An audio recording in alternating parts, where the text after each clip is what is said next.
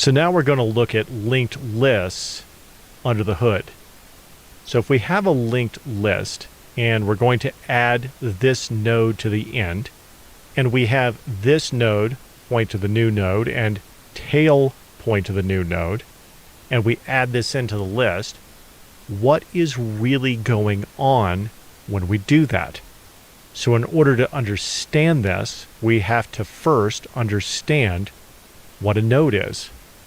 So this entire thing is the node.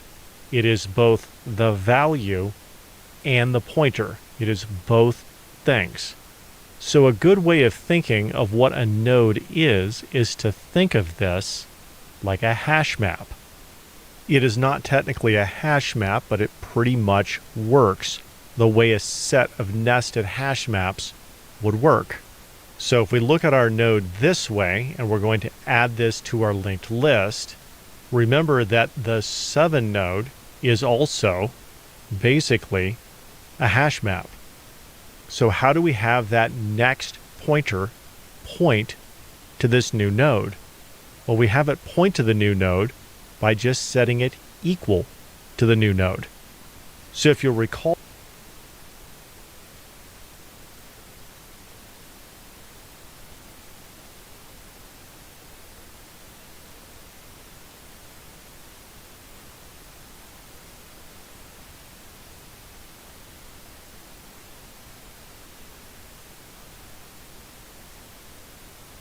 from our pointers video, when we set something equal to a hash map, the variable is just pointing to the hash map. So that is how you have one of these nodes point to the next node. So the same is going to be true of this 23 node and the 3 node and so on. In that very first node up at the top, we'll have head be set equal to it, and remember that just makes it where head is pointing to that, and then we'll have tail point to this one over here.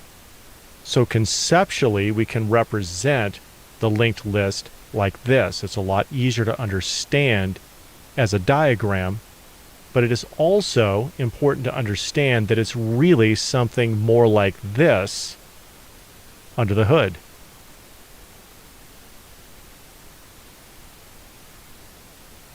So now we're going to start writing code for our linked list, and the first thing we're going to write is the constructor.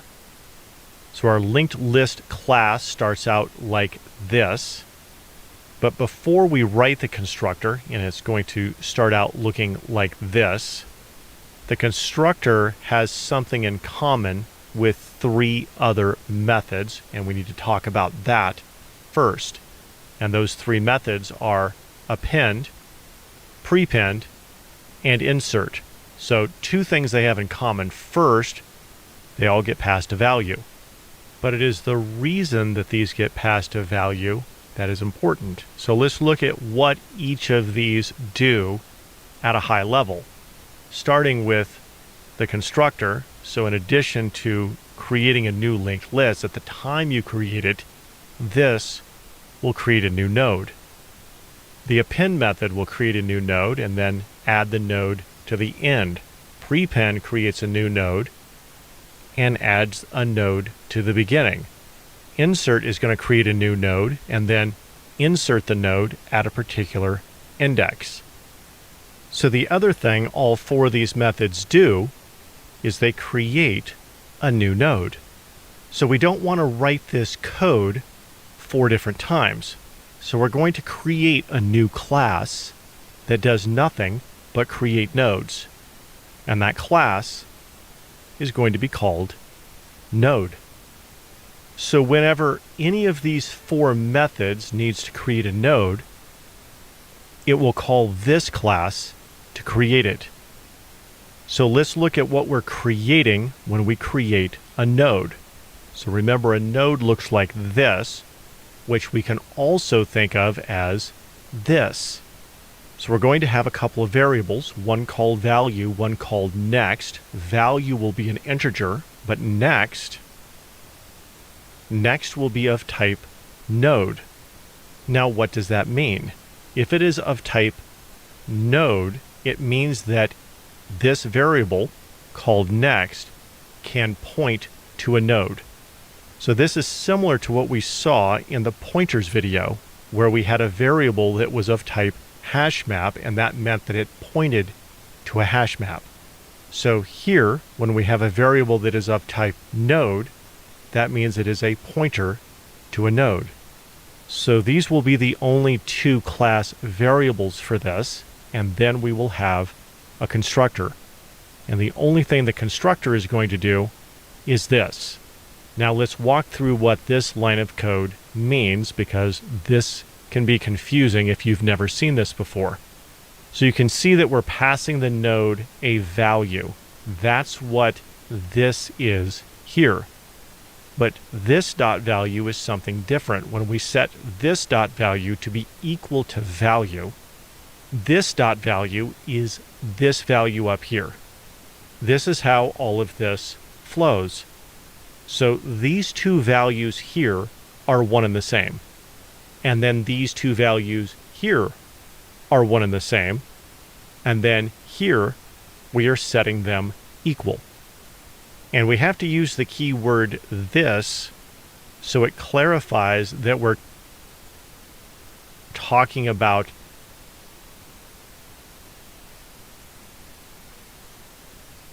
the variable up here. So now that we have our class for creating a node, now we can build our linked list. So we'll say public class linked list, and we're going to have 3 class variables. They will be head and tail, both of type node, which means they can point to a node. And then we'll keep track of the length. This will be an int. Notice these are all private. It is a best practice to make class variables private if you can. I didn't do that in the node class, and we'll show why when we get over to IntelliJ. But now that we have these, we can build our constructor, and let's just focus in on this. So the first thing we're going to do is create a node. We'll do that with this line of code here. We'll pass this a value. This, it can point to a node, and then we'll keep track of the length. This will be an int. Notice these are all private. It is a best practice to make class variables private if you can. I didn't do that in the node class, and we'll show why when we get over to IntelliJ. But now that we have these, we can build our constructor, and let's just focus in on this. So the first thing we're going to do is create a node. We'll do that with this line of code here. We'll pass this a value, and this creates a node. So let's talk a little more about this line of code here. If you've never seen this before, this can be confusing. It looks like everything is completely redundant on each side of the equal sign, because we're creating a node here and then we create a node here, but this is actually not redundant. On this side of the equal sign, we have the new keyword, which runs the constructor for the node class and actually creates this node down here. On this side of the equal sign, we have a variable called new node that is of type node, which means it can point to a node. And by setting these equal, we are pointing that variable new node at the node that we just created. So the next thing we'll do is we'll say that head equals new node. So I'm going to bring back the rest of this code here, and head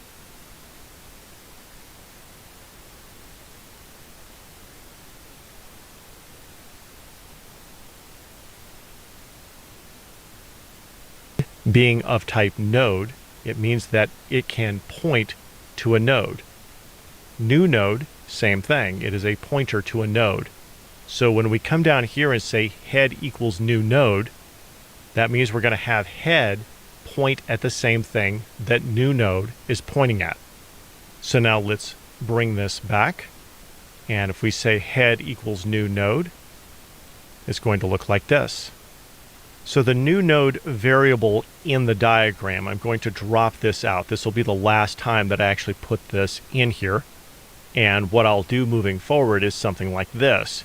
When I say tail equals new node, we understand that that node sitting there is the new node, and we'll just have tail point to the new node.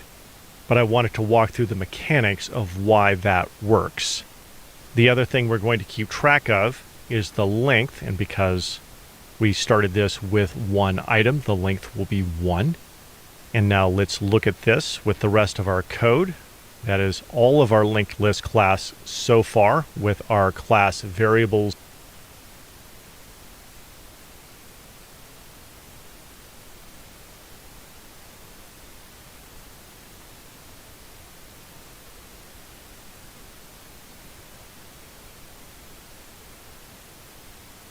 Head, tail, and length, and our constructor. So if we focus back in on the constructor here, we would create a new linked list by doing something like this. We have a variable, my linked list, that is of type linked list, which means it can point to a linked list. On this side is where we actually create the linked list. The new keyword runs this constructor up here. So when we run this line of code, we get all of this. We get a new linked list with a node with the value of 4, head and tail point to that node, and it has a length of 1. So now let's flip over and take a look at this in IntelliJ. So there is our linked list class there. But notice our node class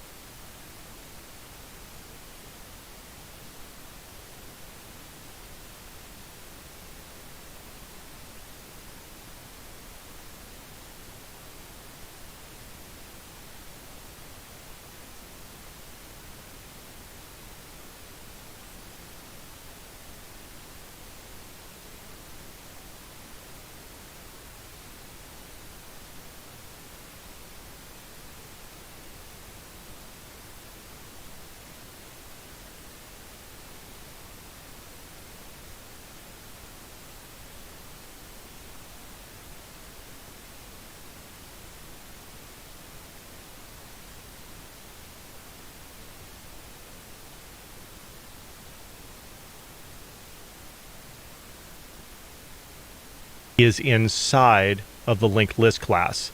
So this is called an inner class. You'll also hear the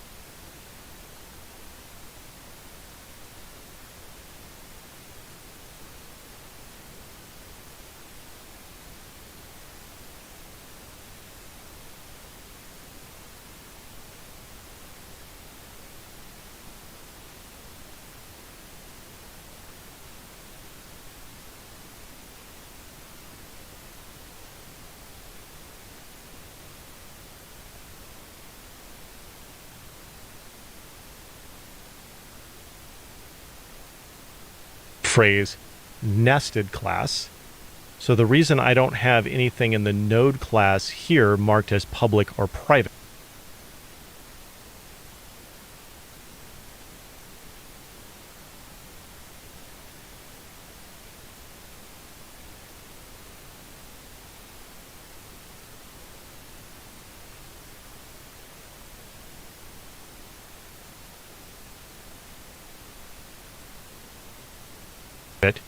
is because if I later want to put this in its own class file inside of the linked list package, this is exactly how this would need to be written from a permissions standpoint for it to be broken out into its own file. So this is what I'm going to do moving forward in the course for any of our data structures that have a node. The node class will be an inner class inside of the class for whatever data structure that we're building. And then up here we have this main class. I'm going to double click on this. And this is where we will actually run our code inside of a main method. And this is that line of code that we just saw that will create a linked list with a new node with the value of 4.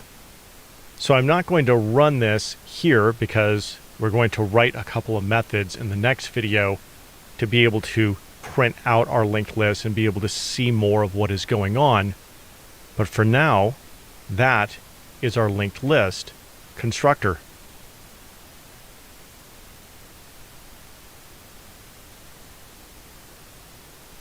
So now that we just finished the first coding video for the first data structure, I want to remind you how to access the coding exercises. So I'm going to flip over to the course, and this is the linked list constructor video that we just watched. And under the resources tab for that video, I'm going to click on this, is an exercise file.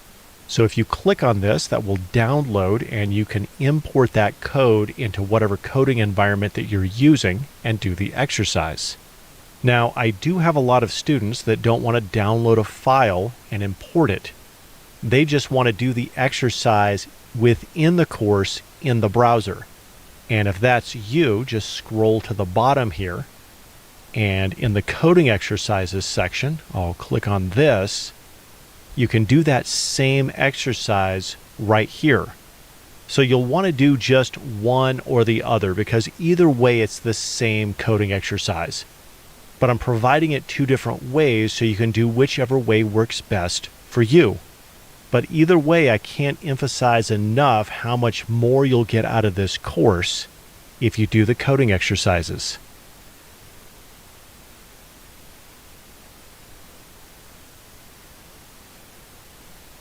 So I've created a method called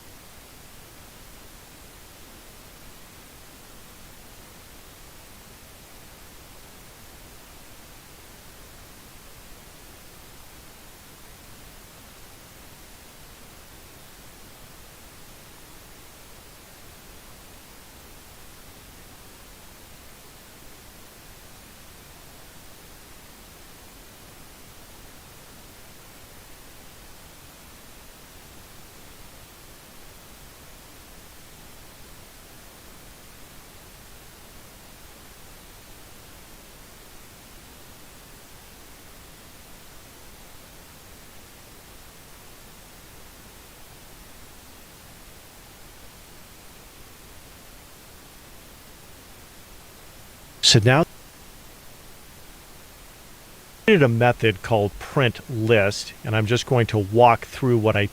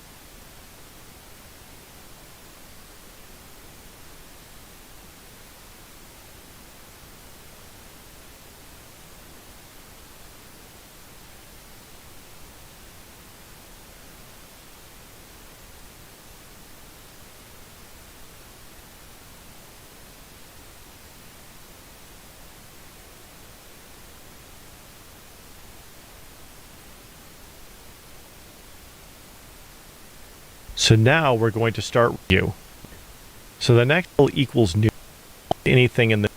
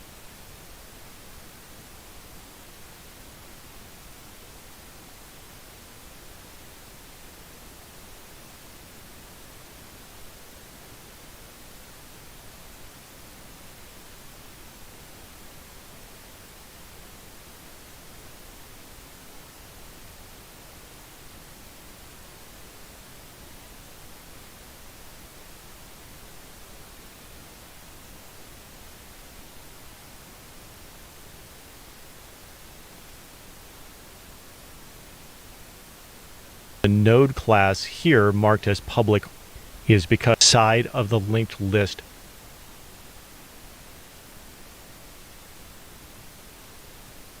package. This is exactly how this would need to be written from a permissions standpoint for it to be broken out into its own file. So this is what I'm going to do moving forward in the course for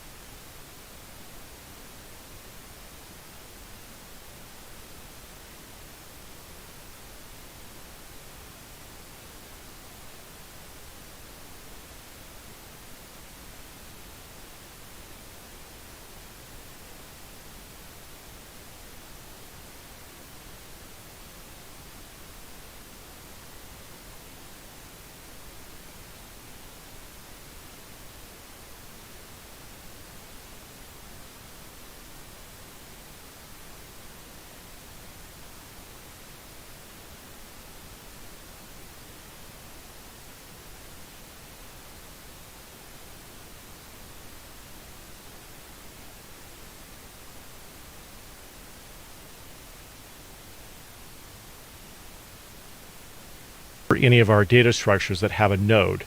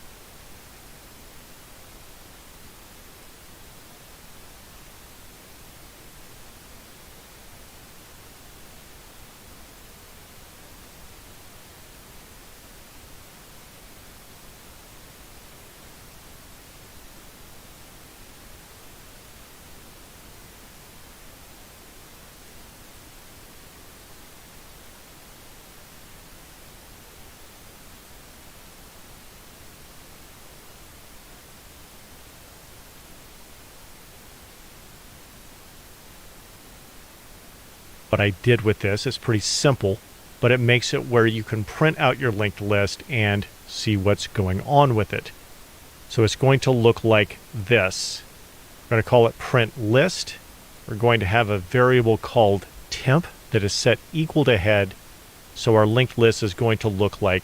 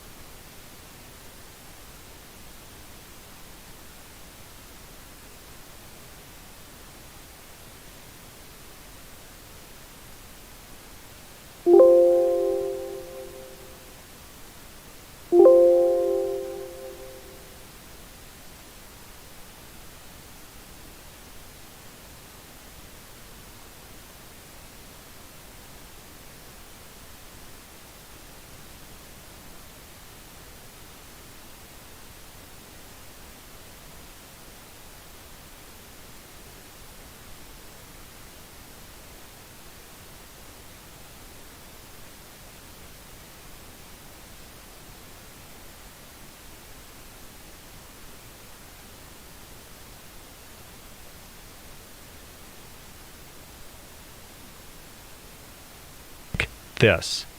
Then we're just going to have a while loop.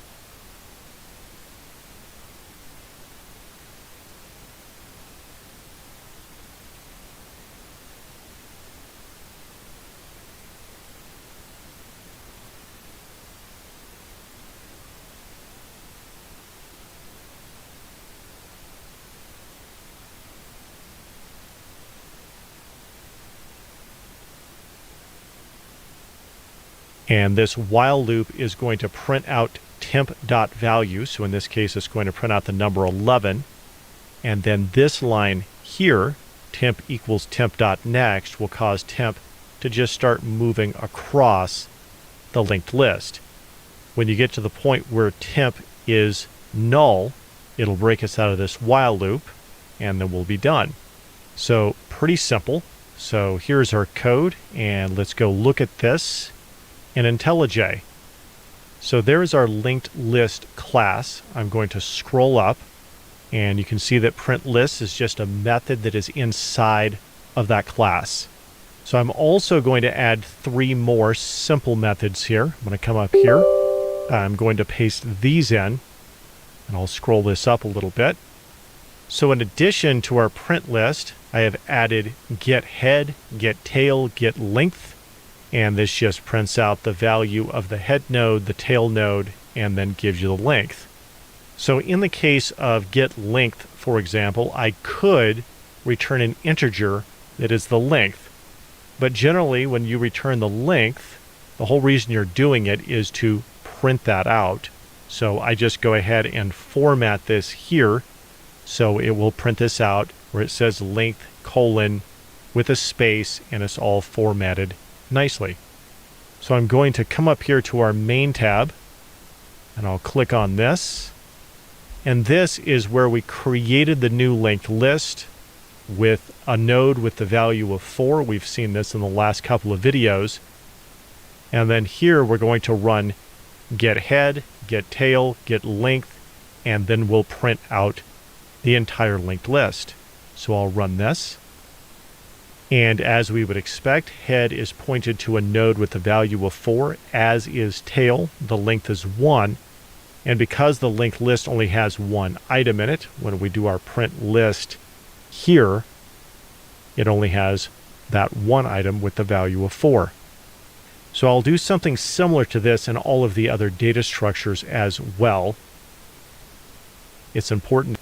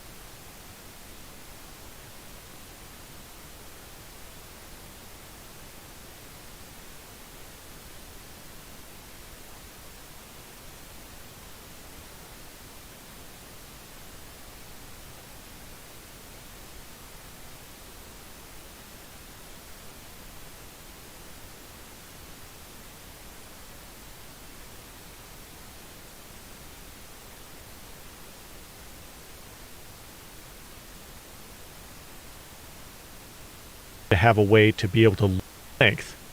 So in the case of get length, for example, I could return an integer that is the length. But generally, when you return the length, the whole reason you're doing it is to print that out. So I just go ahead and format this here. So it will print this out where it says length colon with a space, and it's all formatted nicely.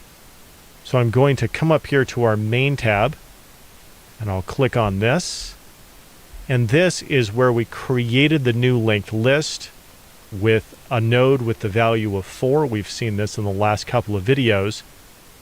And then here we're going to run get head, get tail, get length, and then we'll print out the entire linked list.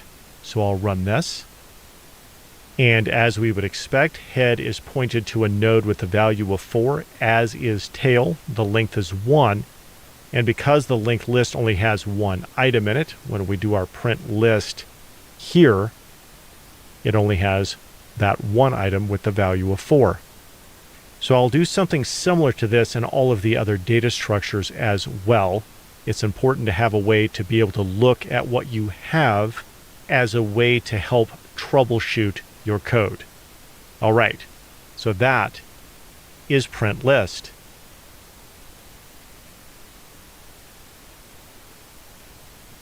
So now we're going to create our append method. So append is going to look like this. We're going to need to create a node. The last item in the linked list will need to point to it. Tail will need to point to it, and that adds that into the linked list. That is if the linked list has items in it. If the linked list is empty, and we just want to have head and tail point to the new node.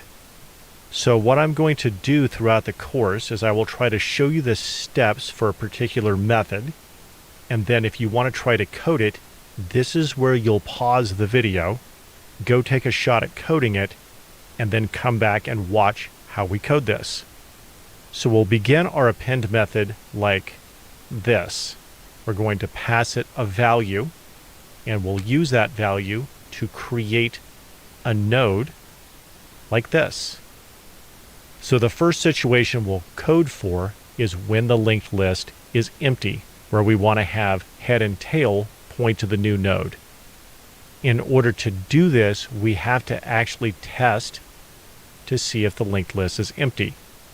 So we'll say if length equals 0, and to test if it's empty, you could also say if head is equal to null or tail is equal to null, but I'll use length equals 0.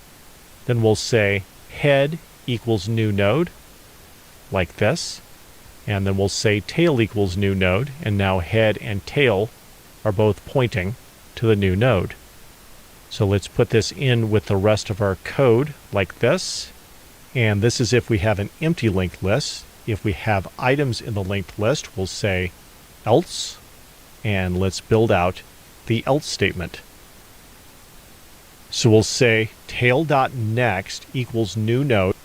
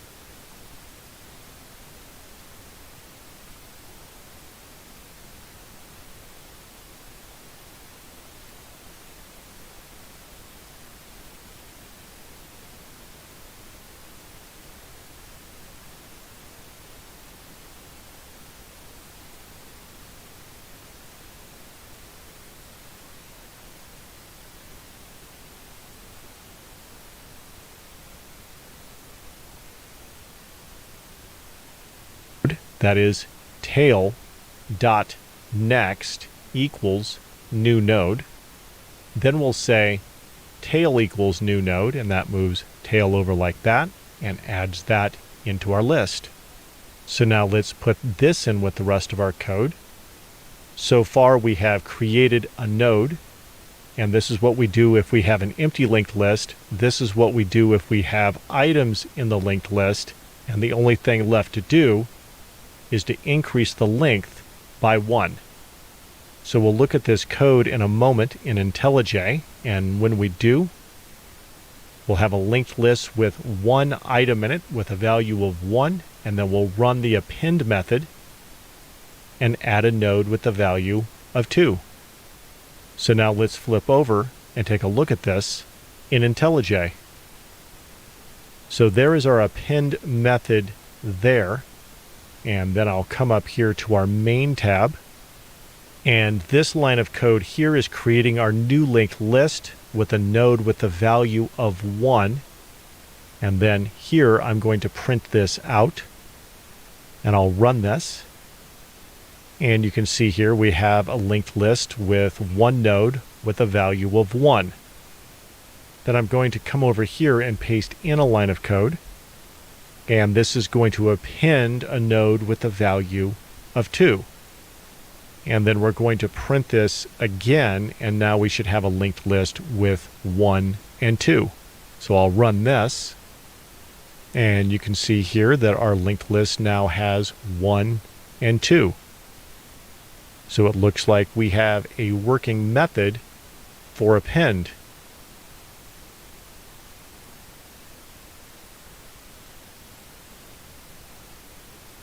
So now we're going to look at removing the last item from a linked list. This is a lot more complicated than adding an item to the end of a linked list. We talked about this in the big O section, that this is a more complicated method. And it is complicated enough that I've split this out into 2 videos. In this video, we'll talk conceptually about what happens when we remove that last item. So when we remove it, we'll also want to return it. This is what it looks like on a basic level when we have multiple items in the linked list. We'll also have to code for when we have an empty linked list, and there's another edge case for when we only have one item in the linked list.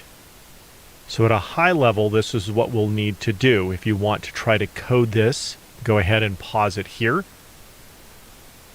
So let's look first at this situation where we have multiple items in the linked list, and what we do when we remove this and we return this. I'm going to bring this back and turn our linked list into this. And as we have discussed previously, a linked list acts pretty much like a set of nested hash maps. And what we want to do is have tail point at this node, and then we'll say tail.next equals null, and then we can return this node. So let's put this back the way it was and look at what we need to do to make that happen. So we want tail to point to this node. So what we have to do, because it is a pointer, is set it equal to another pointer that is already pointing at that node. In other words, something that is set equal to that node. And the only thing that's set equal to this node is the next value in this node. So that means we need to get to this node. And the only thing that is pointing at that node is the next value in this node, and so on until we get to the head. So we have to start at the head, and then we can iterate through the linked list until we get down to this node, and then we can set tail to be equal to this pointer. Then we can say that tail.next equals null, and then return this node. So now let's put this back like this and look at what we need to do to make this happen. We'll need a couple of variables. I'm going to call mine pre and temp. We'll set them equal to head, and we can remove head and tail. I'm going to move pre underneath like this. And then we're going to have a loop that runs until temp.next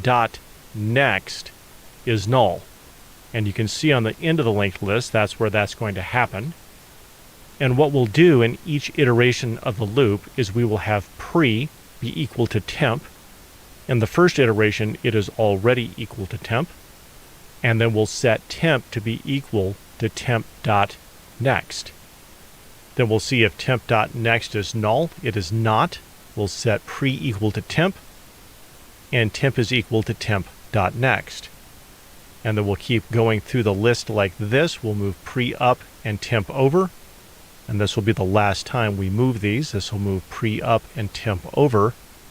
On this iteration, that is null, and we stop running the while loop, and we stop right here. So let's look at these two variables one at a time. We'll look at pre first. I'm going to remove temp for now. I will be bringing this back. And there's only one reason that pre exists. It's so we can say that tail is equal to pre, and that's what moves tail back. Now we're done with the pre variable. I'm going to drop this out. And now we can say tail.next equals null. That will break this node off. And now I'm going to bring back that temp variable. And at the end of the method, what we'll do is we'll say return temp, and that's going to return this node. So we will code this in the next video, but for now, that is our introduction to remove last.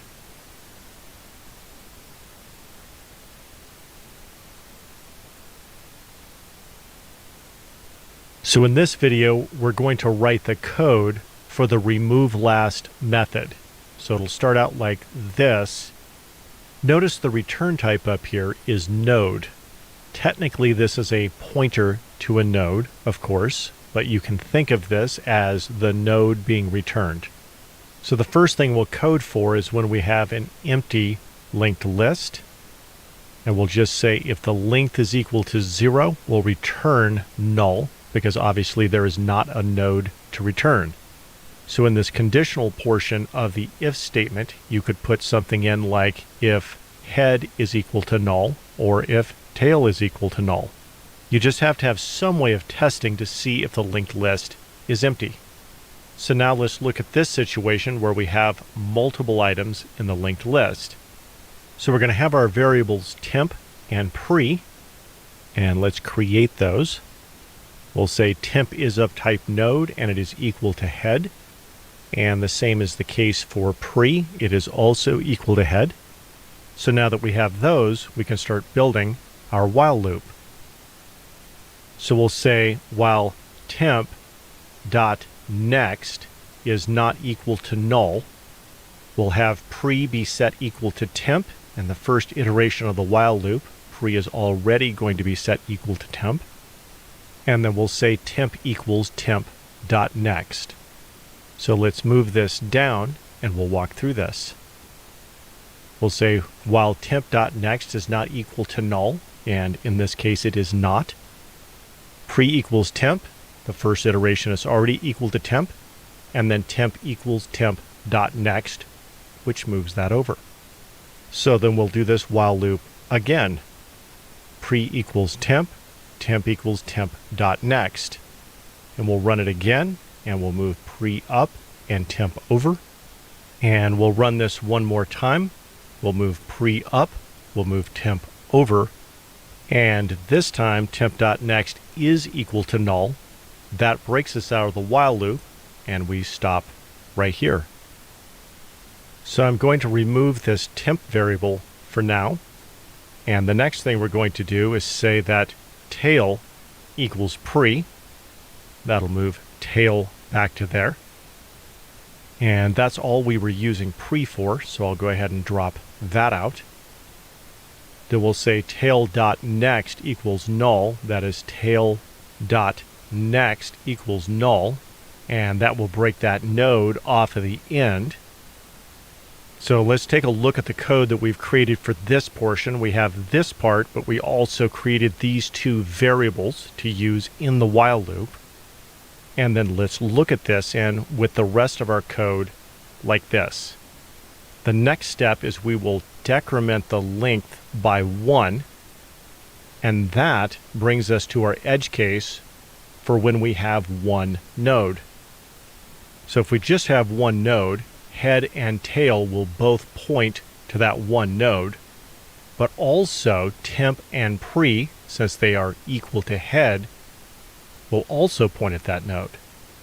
So for this situation, we've already run those 2 lines of code with temp and pre. Let's look at just the code that comes after those 2 lines, like this. So let's walk through these and we'll see why it is that this is an edge case when you only have one item in the linked list. So we'll start with this while loop, while temp.next equals null. So let's look at this. That is temp.next equals null. Well, it's already equal to null, so we're never going to run this while loop. So we can remove that. So that's the only thing we were using the temp variable with, was that while loop. So I'm going to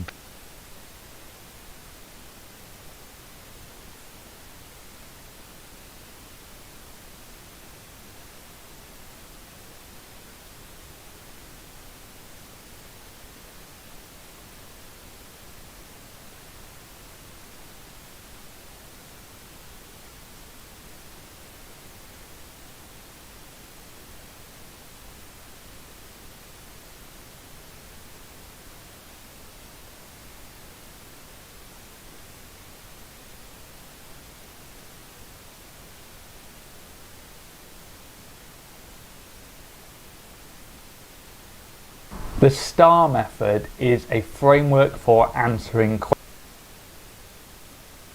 questions, but I'm saying what we need to get.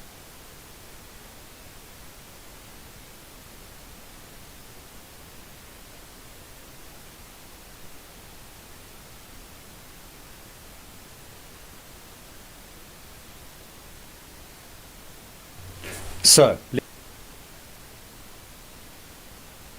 taking to address those weak points. Employers know that no candidate is perfect. So first of all, they're not only testing honesty, but they're also testing your self-awareness and your willingness to continuously learn and improve.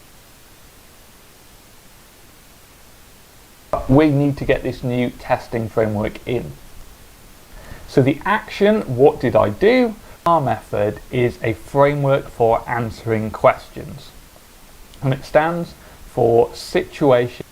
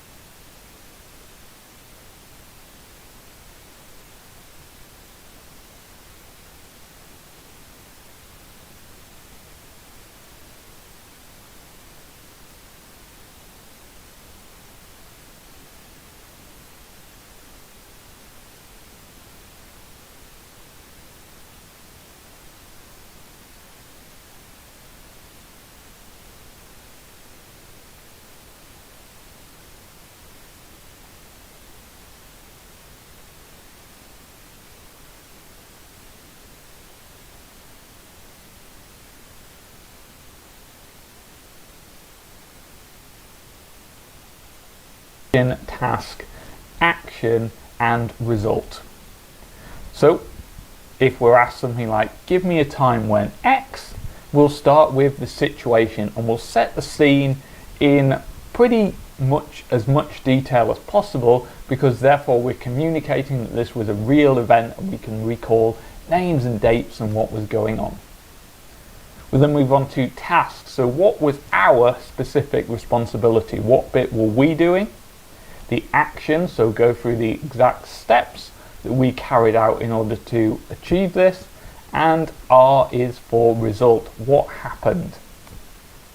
So let's make this a bit more applicable by going into a real world example. Let's say the interviewer says something like, give me an example of a time where you've had to communicate technical information to a non-technical person.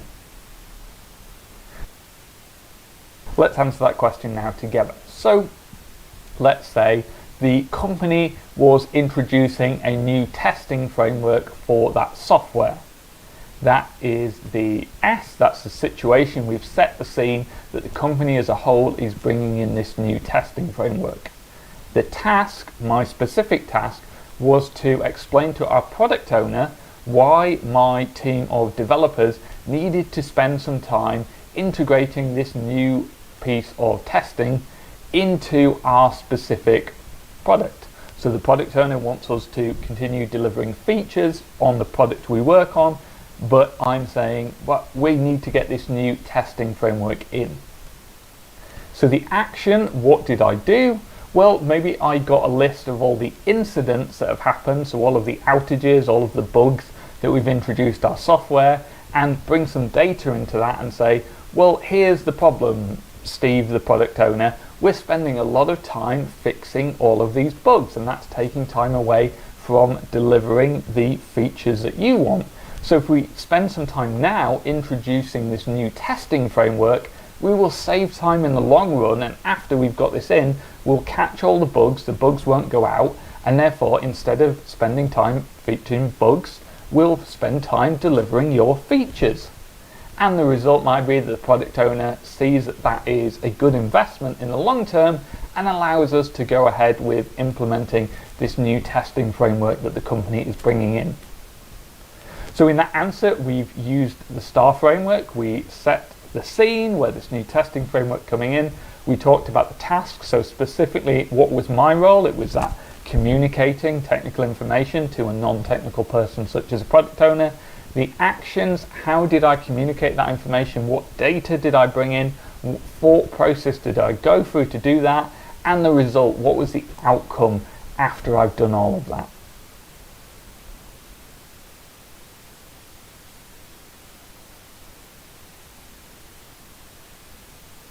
We've discussed the STAR framework and we talked about needing examples earlier on in this course. But what kind of examples should we have to hand? What are we likely to be asked about? Well, there are several skills. So number one is technical skills.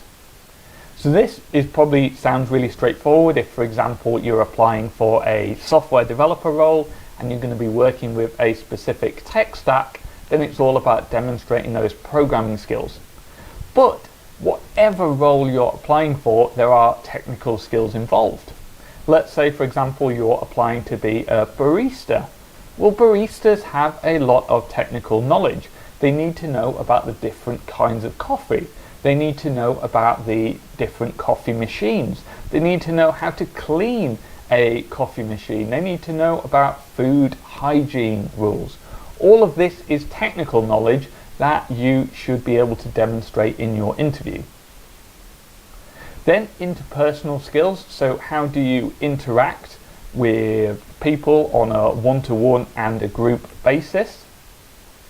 Teamworking skills, so how have you shown that you have worked well in a team, both a team led by somebody else, and also when have you demonstrated leadership skills? Do you have the ability to mentor more junior members of staff or communicate to someone who doesn't have your skill set and really help them develop that skill set so that you can spread the knowledge around the company? And then communication skills, so things like if you do have technical knowledge, how do you communicate that to other people? And again, that plays into the how do you promote learning across your team and ensure that everyone gets upskilled.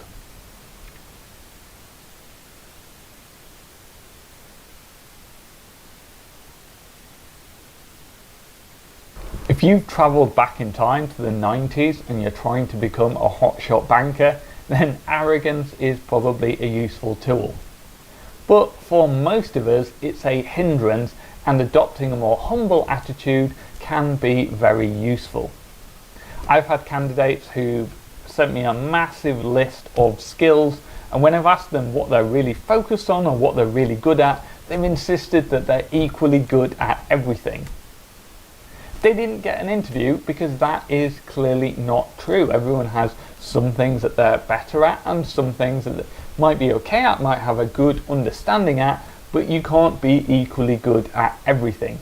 So it's important to identify what you are good at and what skills, what opportunities you have for development, so that you can be clear with your interviewer on where you are. It's also important to demonstrate some humility, because humble people work much better in a team and they listen to others, and that's what most companies are looking for, people who will slot into a team. If you're insistent that you're always right and your way is always the best way, even if you're right 95% of the time, it's unlikely that that kind of person is going to work well in a team, and therefore they are not going to look like an attractive candidate to an interviewer.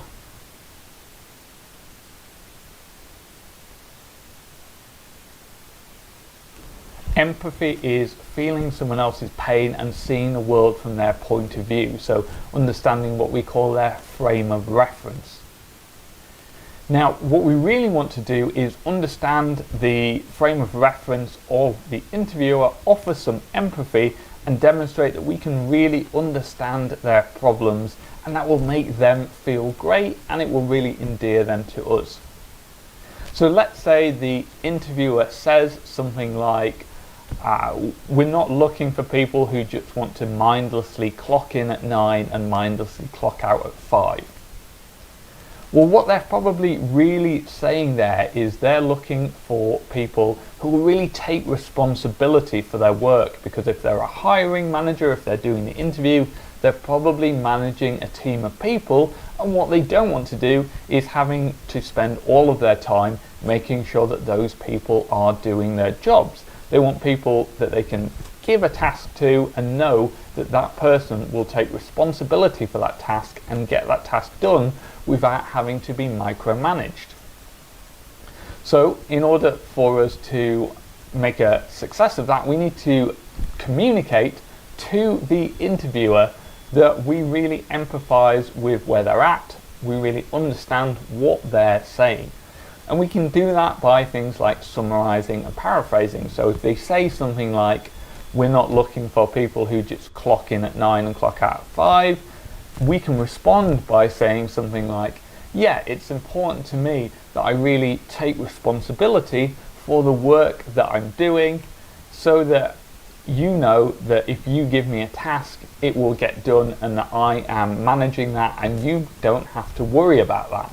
And that will mean that the manager has a much easier time, and therefore if you can communicate that that's what you're going to do, they're going to feel a lot better about you, because you've demonstrated that you understand their pain of having to micromanage and that you are going to do something to solve that.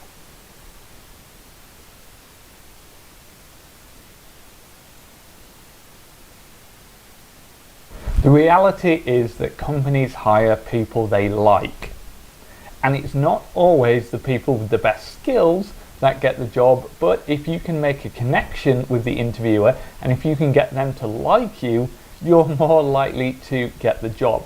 And sometimes that means talking about things other than the job.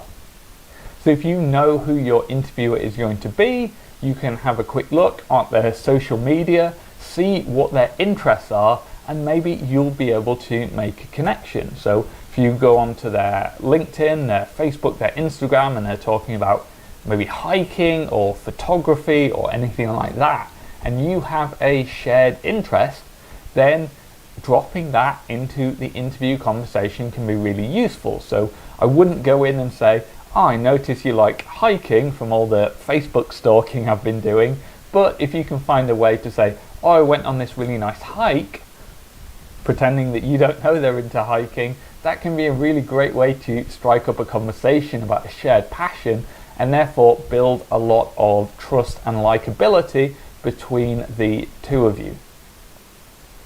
In virtual meetings, you can also do this by just dropping things into the background. So for example, I've got the Noma fermentation cookbook in the background. I've also got my guitar. You might just be able to see the fretboard there.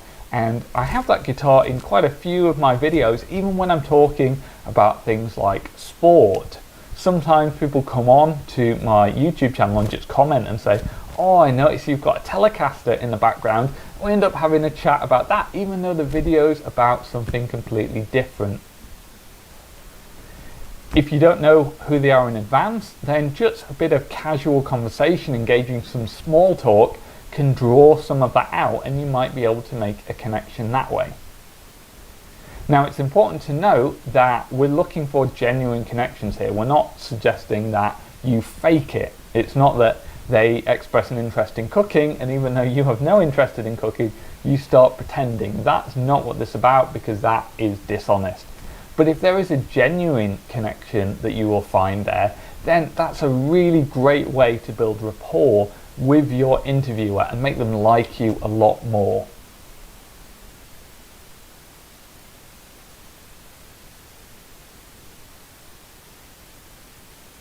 %. Well done. You are halfway there. There's absolutely no turning back now or looking back.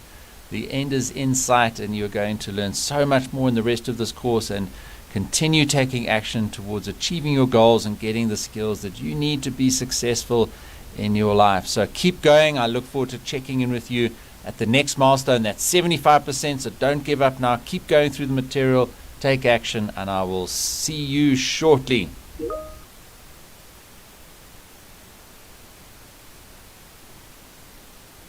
Now we're talking about in the interview, the main thing, they're asking you questions, you're hopefully answering. Here's how to answer a question really, really well. So you're going to, first of all, take a moment to really hear them. And I know that sounds obvious, but sometimes, I find myself asking questions that are quite broad. And the candidate will be sitting there sort of nodding, and you can see that they're trying to make sense of it. So hear them out, and if you don't understand or aren't clear or need some elaboration, or you want to clarify stuff, it's the perfect time to do it. So rather than starting and thinking, oh my gosh, am I even saying, am I even doing this right? It's good to listen to the question, and then I really like, and not all the time, but I really like it when people start the answer with the question. So, Tracy, have you ever had experience valuing a company?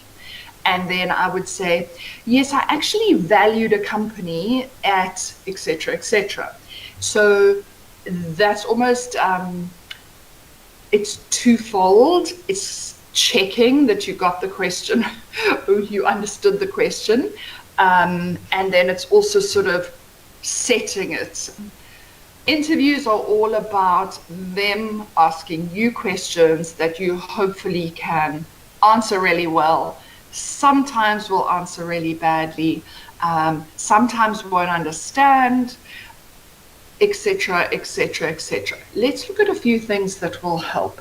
So when you are asked a question, so let's say the manager says, Tracy, can you please do the following? If it's clear and you understand it and you happy to go ahead and answer, perfect. But if you don't fully understand, it's okay to ask. In fact, I would err on the side of caution. You can either say, okay, so yes, David, I have actually done this. Or the other thing is, David, can I just check that I'm understanding what you're meaning? Or can I just confirm this is what you would like beforehand? It's okay to do that. You're not going to, it's better actually than you going on and you're not sure. The other thing is, when you answer a question and then you're not sure if you've got it right or that's what they're looking for, it's also okay to say, is that what you were looking for? You can answer questions in an interview really well, or you can answer them in a way that is just super impactful. What's the difference? So you asked a question. It could be, I mean, you could maybe, perhaps you don't understand what they mean, or perhaps you misinterpret it, or perhaps you don't know, or perhaps you actually really do know and you nail it. There are loads of different opportunities, and there are loads of different situations and lots of different experiences. So let's go with the following. If you don't know what they're asking you, or you aren't sure, or you need to clarify, it is completely okay to say, before I start answering, may I just check, is this what you're wanting? Then, if they ask you a question where you actually really don't have a clue and you are sort of torn between, shall I fudge something? Shall I guess? Should I say I don't know? What do I do? In a situation like that, always put yourself in the shoes of somebody who's interviewing. So if you were interviewing you, would you prefer that you said to you, okay, well, yes, this is the answer, and they went off on a tangent, but you were happy that they tried and made an effort? Or would you prefer that they say, I actually don't know, do you mind helping me? Or would you prefer if they said, can I clarify this is what you're wanting? Or another scenario, if they answer to the best of their ability, but then say at the end of it, is that what you're looking for? Would you like me to elaborate? There are loads of different ways, and none are right or wrong per se, which is why I say to you, put yourself in the shoes of somebody who is recruiting, and what do you think would be comfortable, and do that. If you know you don't know the answer, it actually looks better if you are saying, I have no clue, rather than going off and trying to sort of fudge it. But in all the years of interviewing, I don't often find the latter. I think people maybe would try, but more and more people are actually stopping to say, can you help me with it? Or even, I actually don't know. And how to turn that sort of around. So it's a whole lot different when in an interview you say, actually, I don't know. But then you go home, you think about it, you pop them an email and say, do you know what, Natasha? During the interview, you asked me this question and I didn't know. But I've been thinking, I came home, I did some research, and this is the answer. Isn't that a great tip? It's the perfect reason to email them. It's the perfect reason to follow up. It's the perfect reason to make sure they're remembering you. And it's the perfect reason to redeem yourself, right? So if when you're asked a question, if you don't know, ask them. If you don't know, admit it. Probably before you attempt it or pretend. Answering a question is part of it, and how you sort of wrap it up is another. When you give an answer, I really urge you to give an example. It's quite cliched, but I'll give you an example of that, giving an example. So I urge you to provide, to supplement your answer with an example that makes it more relatable. And then the other thing is, at the end of the question, wrap it up in a certain way which I'm going to show you afterwards. So, first point, when you are asked if you were, and there is a lot of asking going on, right? There's an interview. When asked questions such as, Tracy, you would like to be a financial analyst. Have you had experience valuing a company? The first, let's say, answer A. Yes, I have. In fact, I am very strong when it comes to modeling skills, financial modeling, as you'll see by my academic transcripts. Perfect. That's not bad, right? The second answer is yes. And in actual fact, at my last company, we had this experience where we were asked to go and value a company. And it was really difficult because the company financials weren't up to date. And I had to do this, and I learned so much. You see that the difference. Suddenly it brings it to life, it validates it, and it shows the learning that they got out of that scenario. So sort of it makes it into a really, it's probably that it's more interesting to hear when you have examples. Then, when it comes to wrapping up the question, a really easy way of sort of closing it off is repeating the answer. So, for example, so yes, Tracy, I actually have valued a company. So we're talking about answering the questions, and we're not talking about what you're actually saying, because that's going to be different for everyone. But rule of thumb, when you are asked, if you're not sure, you're going to check. If you are sure, relatively so, you're going to give it a try. How do you make it more exciting? How do you back it up? How do you bring it to life? You give an example. When you get to the end and you feel you've answered it, you stop talking. You know, when we're nervous or uncertain, we sometimes sort of second guess ourselves. So we would say, we'd answer the question and then almost like start elaborating on it, and then you get so much, the person listening to you gets so much information that the true facts and the real answer gets sort of hidden amongst that. So I always recommend, hear the question, take a breath, think about what you want to say, or so it's like what you want to achieve. Take a breath, this is what I want to put across, and then say that. If you start talking before you've decided on what it is you want to achieve, it will start to be a ramble where you'll be building on it, versus taking that deep breath and then thinking what you want to get across, putting it across, and you can always say afterwards, does that answer your question?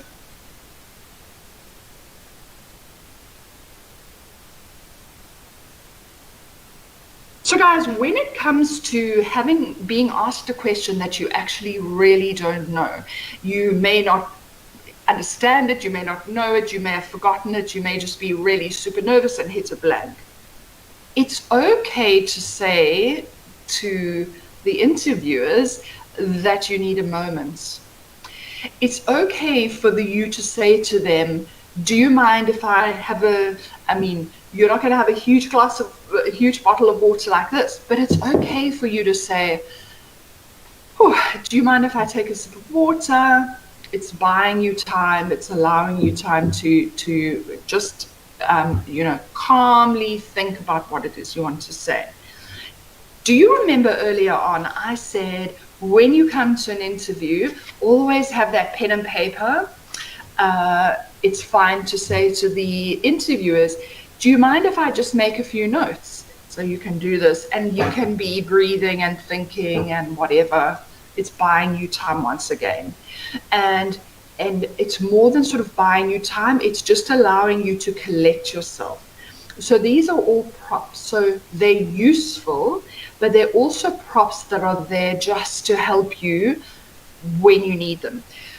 You know, people often, when I'm doing interview skills training, etc., people come to me and they'll say, but what if I this, or what if this happens, or what if this? And I'll say it probably will. I mean, there will be times when you hit a blank, or you don't know what to say, or you're thinking, was I saying what they even wanted to hear? Or, oh my gosh, did they hear me stutter? Those things are going to happen. And you can't stop that. But what you can do is use these little sort of tips and tricks that I've been talking about to ease things. If somebody says to me, if they come to me for interview training and they say, I'll think of an example, somebody that I coached, an amazing guy. He had a stutter, so speech impairment, and in a sort of a circle where he was more comfortable, it wasn't as noticeable. But when he was, nervous and he was with strangers, obviously, I mean, that's going to be very hard to control when you're nervous. So he said, but what if I stutter? And I said, do you know what, Walter? I think that you will stutter. In fact, I know you're going to stutter. However, knowing that, I think you should tell them you're going to stutter. You have that control again. You walk in and say, you know what, guys, when I'm nervous, I stutter. I am super nervous today because I really want this job. So boy, oh boy, be prepared. It's human stuff that people understand if you share it with them and give them the option or the opportunity to. And I jokingly say, you could sit in an interview and scratch in your ear and get away with it if you were to say, I'm so sorry I'm scratching, there's something in my ear. Because you're telling them. Then everyone will be like, no problem, sorry, is your ear okay? You can get away with murder. You can say, I'm so nervous now, I'm messing up, please just bear with me, I just need to pull myself together, or do you mind if I go to the ladies? I just need to take a breath. They're going to understand. So rather do that than sort of flounder away trying to be superhuman. You don't have to be. Tell them that you're struggling. Tell them that you don't know the answer. Say, I have no idea and I would love you to help me with that. Tell them if your ear's itchy. Use your paper if you're not sure. Write some notes. Say, do you mind if I have a few more minutes to work it out? So long as you communicate about it, so long as you share it with people so that they know, they'll have your back. Okay. So now what we've touched on is answering questions. If you don't know what you can kind of do, little things you can do just to help you through it, how to close your response, how to ask if that's what they, if you've told them what. It's basically, a lot of this is just communication. So it's just, instead of wondering, it's asking them. Okay.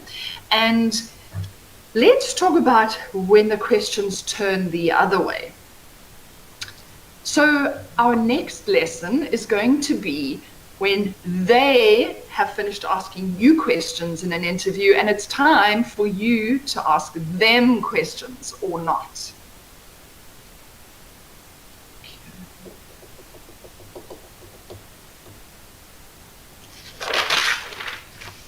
Let's just see if I missed anything here. Oh my gosh, I've got lots to do. During the interview, normally towards the end, the interviewers will say, okay, that's all, we're all fine, are you fine? Yes, we're all fine. Do you have any questions? And that's that moment where you're like, should I ask something? Will they think it's weird that I'm asking this? Should I ask it now or should I ask it at the next round? If I don't ask a question, am I going to look like I don't care? and there's so many different scenarios. And how I advise you do it is, if there's something you want to know, so at that point of the interview, if there's something you would like elaborated on, or something that that refers to maybe the job and that you would like to know about the opportunity, and it is authentic rather than you feeling obliged to kind of ask a question because you're making yourself feel obliged to do it. So if you're asking a question, let it be authentic, so something that you genuinely want to know. People will see if you're asking for the sake of it, or they'll see if you're asking just to kind of show you clever. So think about, if I were to take this role, what would I need to know? So if they gave me an offer, what would I need to know that would help me to make a decision? And those kind of questions are really, really useful. So they're pointed questions, very specific to you, and there's nothing generic about it.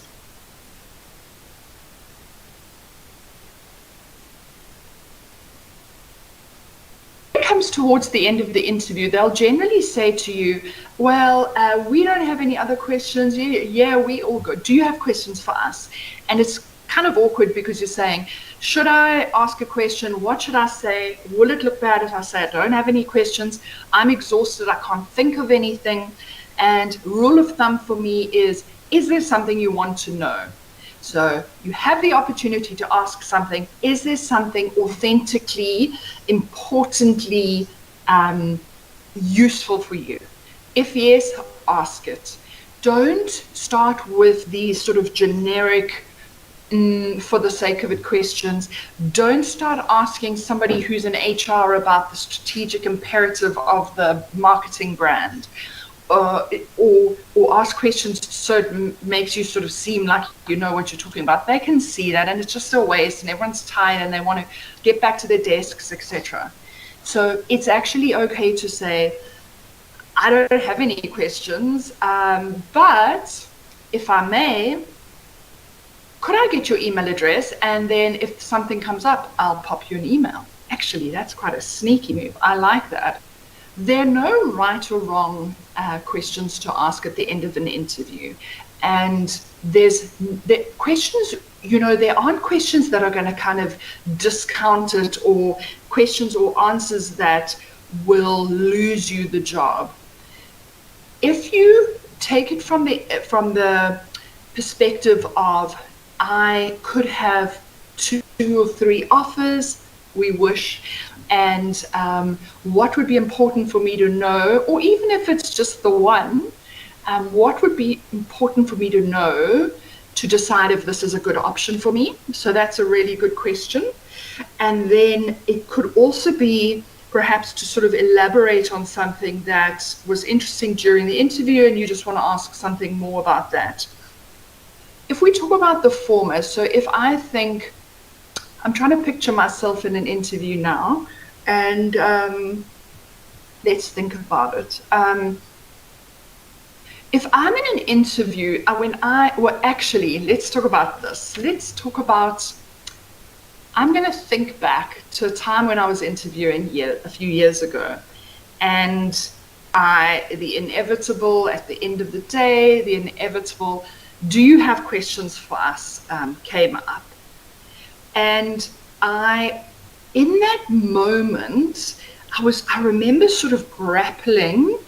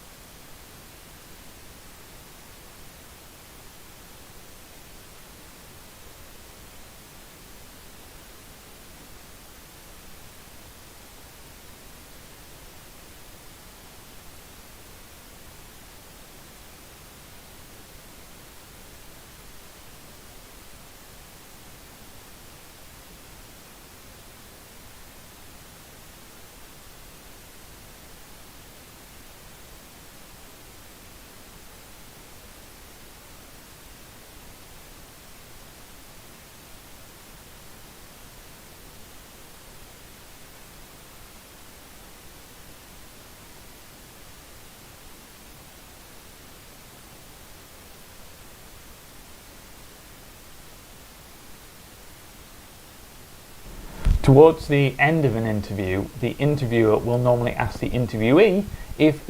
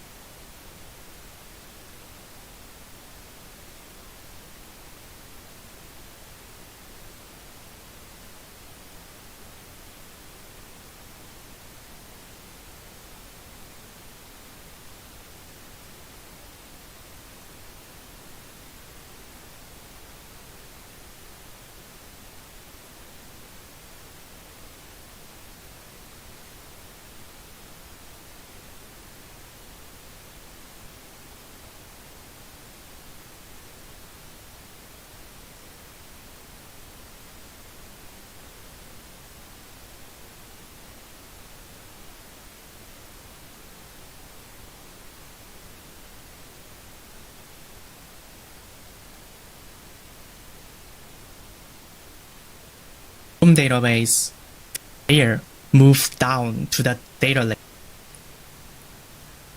Other layers defines a response from architecture.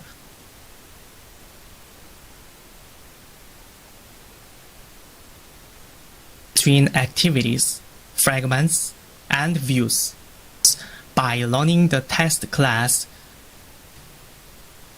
your XML layouts. If you're interested in learning more about bindables, you can check it out on GitHub.